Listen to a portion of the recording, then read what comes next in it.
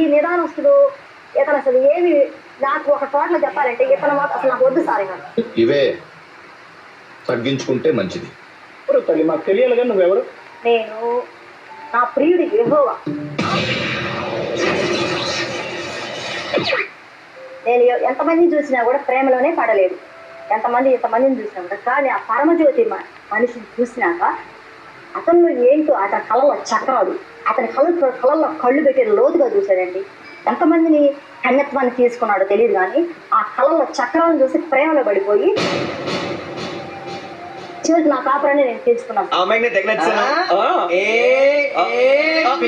ఆత్మ నీకు వచ్చి చెప్పింది. ఆత్మ ఎప్పుడు నాతో మాట్లాడుతూ ఉంటుందండి. ఎక్కడి నుంచి స్వరం ఏం పడుతుందో తెలియదు, కానీ నాకేం పసి తన ఎక్కడైనా ఉందేమో ఆత్మ, ఒకసారి చూడండి ఏం చెప్తుందో ఒకసారి చెప్పండి.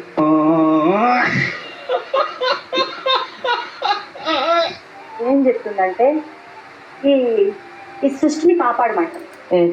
ఈ సృష్టిని కాపాడు అని చెప్తున్నాను. ఏ విధంగా అంటే పరమజ్యోతి వల్ల ఈ సృష్టికి శాంతి, సమాధానము, హ్యాపీ వస్తుంది.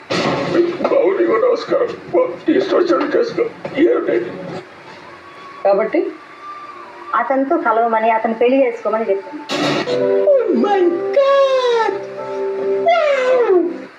పరంజ్యోతి లైన్ లోకి వచ్చారు, మనం మాట్లాడు.